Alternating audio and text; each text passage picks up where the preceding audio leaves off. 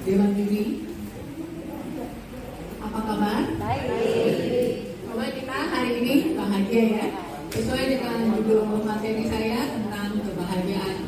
Sebelumnya, perkenalkan nama saya Sylvie dari Vihara Widya Bala. Terimalah salam dalam Dharma, Namo Buddhaya. Namo Buddhaya. Terpujilah Tuhan Yang Esa, Tri Nabi Buddha Agung, atas berkahnya kita berkumpul di ruangan ini untuk lomba Maga Putri Cup. Hari ini saya akan membawakan judul pentingnya bahagia pada masa anak-anak. Beberapa waktu yang lalu kita mengenal seorang tokoh dunia yaitu Steve Jobs. Pada saat akhir hidupnya, beliau menuliskan sebuah pesan. Didiklah anak-anak Anda untuk bahagia. Kalimat ini dalam dan patut kita renungkan. Apakah anak-anak kita sudah tumbuh bahagia? Apakah anak-anak kita sudah tumbuh di keluarga yang mendukung untuk bahagia? Ya Bapak Ibu, sebelumnya kita akan saksikan sebuah video. Mari kita saksikan bersama-sama. 누구랑 놀 때 제일 좋아?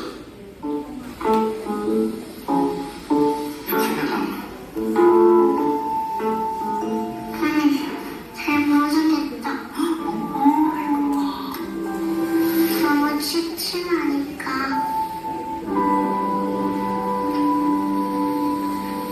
잘 안 놀아줘.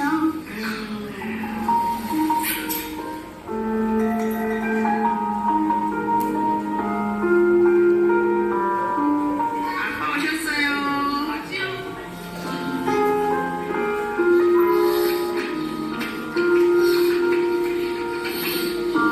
아빠는 어때?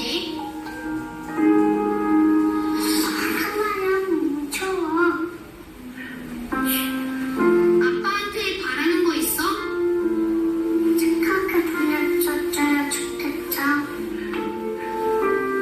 그전에는 이렇게 보내줘야 좋겠어. 혹시 엄마는 어때?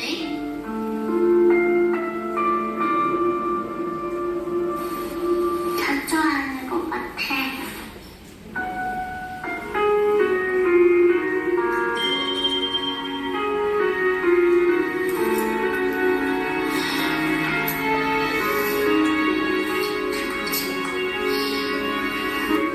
엄마한테 말해봤어? 내 말을 안 들어줘.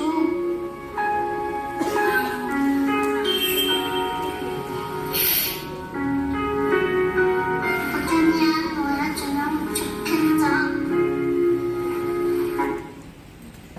Ya, Bapak Ibu, kita sudah saksikan apa yang datang di hati kita. Sedih ya? Sangat sedih. Lalu pikiran kita melayang, apakah Jun memori masa kecilnya akan terbawa hingga dewasa? Apakah yang akan menjadi karakter Jun? Anak ini bernama Jun. Apakah anak ini merasa dicintai, dihargai? Apakah anak ini mampu menyayangi dirinya sendiri?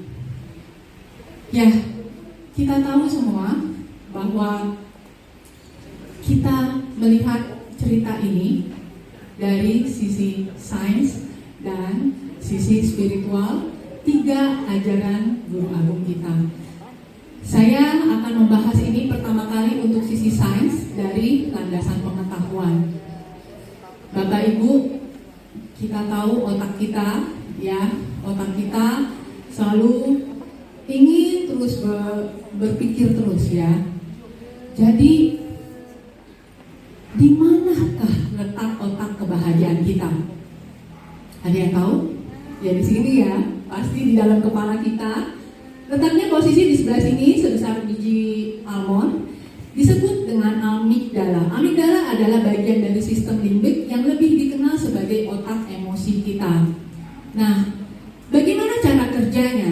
Jadi segala rangsangan yang masuk melalui pintu gerbang pertama yaitu indera, kemudian masuk sebagai persepsi yang sudah bercampur emosi, kemudian tersimpan dalam memori kita. Nah, dalam kisah Jun, apa yang yang dia terima dari indranya, kemudian menjadi persepsi dan menentukan kehidupan selanjutnya. Apakah Jun akan bahagia? Alasannya apa? Ya, alasannya pertama, 95% dari kehidupan kita dikendalikan oleh otak emosi. Sebagai contoh, saya hari ini dikritik nih sama Rama nih. Kemudian saya dicela sama Romo. Saya disebutkan oleh teman-teman. Apa yang terjadi? Respon tubuh saya akan bereaksi tidak suka. Ya, bahkan setengah hari hingga 1 hari hati saya, semua badan saya bad mood. Betul ya? Kemudian mungkin Anda akan bertanya sama saya juga jawabnya nggak enak. Itu adalah alasan pertama. Ya, kedua adalah kecerdasan emosional. Kita tahu kecerdasan emosional ini adalah kemampuan seseorang mengolah dan meregulasi emosi.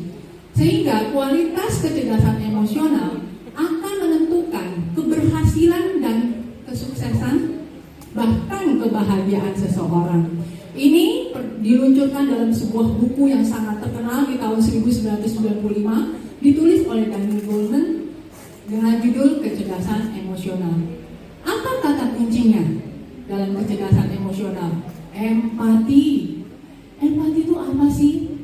Respon kasih sayang, cinta kasih individu terhadap kumpulan kondisi perasaan seseorang persis seperti apa yang dirasakan mereka. Berarti isi dari empati adalah cinta kasih dan kasih sayang. Ya.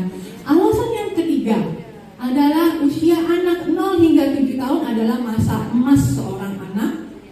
0 hingga 3 tahun adalah di mana masa kerja otak anak dalam kondisi subconscious mind, artinya otak di bawah sadar, yang menekankan pada kumpulan perasaan, emosi, kepercayaan, motivasi, dan kreativitas.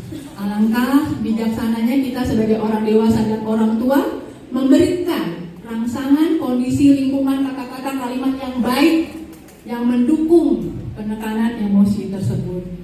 Nah, itu dari landasan pengetahuan sisi sains. Sisi spiritualnya bagaimana? Nah, ini saling terhubung, tidak bisa dipisahkan. Sisi spiritual dari 3 guru agung kita. Bapak Ibu, kita tadi sudah tahu tentang kecerdasan emosional, ada empati. Kalau ya kita sadar betul empati dari cinta kasih dan kasih sayang, kita pernah membaca Susi, kitab suci dari Nabi Agung Konghucu, dari ajaran besar, apa Raiha, apa lagi? Pyongyang dan Sempurna, apalagi Sabda Suci atau Lungi, kita akan menjumpai kata yang paling sering nongol. Apa? Cinta kasih.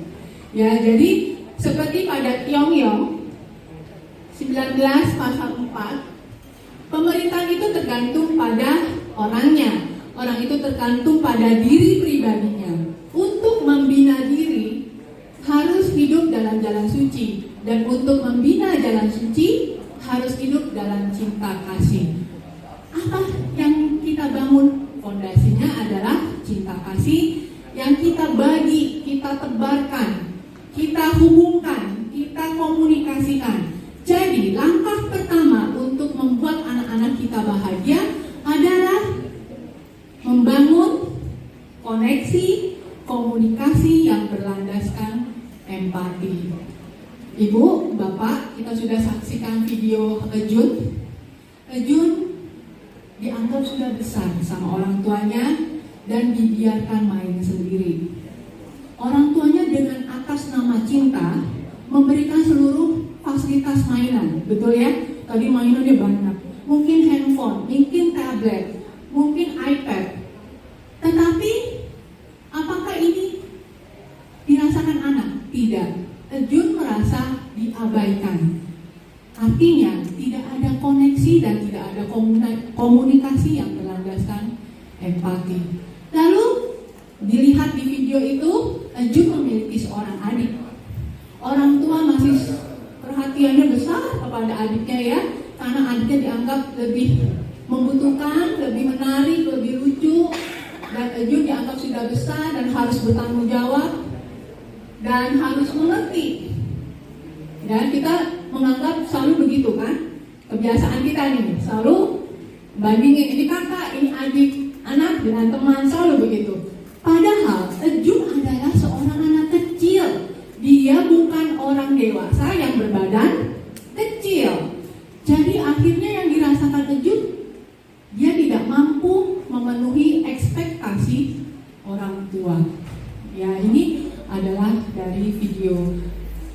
Sewajarnya kita sebagai orang tua mengajak, membimbing dengan dasar kapasitasnya anak masing-masing, temponya masing-masing, ritmenya masing-masing.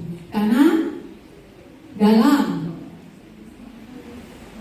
Tao Te Ching 10 dikatakan, ya, hasilkanlah sesuatu, peliharalah sesuatu, hasilkan tapi jangan memiliki, bertindaklah tanpa pengharapan, majulah tanpa menguasai. Ini yang disebut kekuatan kelembutan.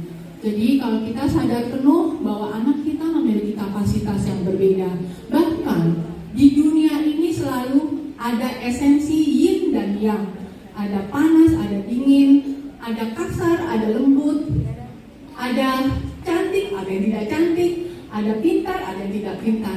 Kalau kita sebagai orang dewasa dan orang tua menyadari hukum alam ini, kita tidak membuat anak kita diburu-buru untuk dewasa. Pada akhirnya, Ejun pun akan dewasa dan bertanggung jawab. Dan tercapai semua seperti dalam yang diungkapkan dalam Tao Te Ching. Bapak Ibu, implementasinya bagaimana sih sehari-hari untuk membuka koneksi, komunikasi yang berlandaskan empati? Kita harus selalu membuka komunikasi, koneksi pada anak dengan melibatkan diri dalam kegiatan anak dan bermain. Ini ya, kita lupa ya, sekarang semua sibuk pegang HP, jadi lupa. Nah, suatu ketika kita bermain boneka-bonekaan dan anak merasa sedih karena rambut bonekanya kusut, kita berempati. Oh ya, kasihan ya, yuk kita sisir pelan-pelan supaya rambutnya tidak rontok dan tidak sakit bonekanya. Nah, itu adalah contoh bagaimana kita praktek. Lalu apa langkah yang kedua?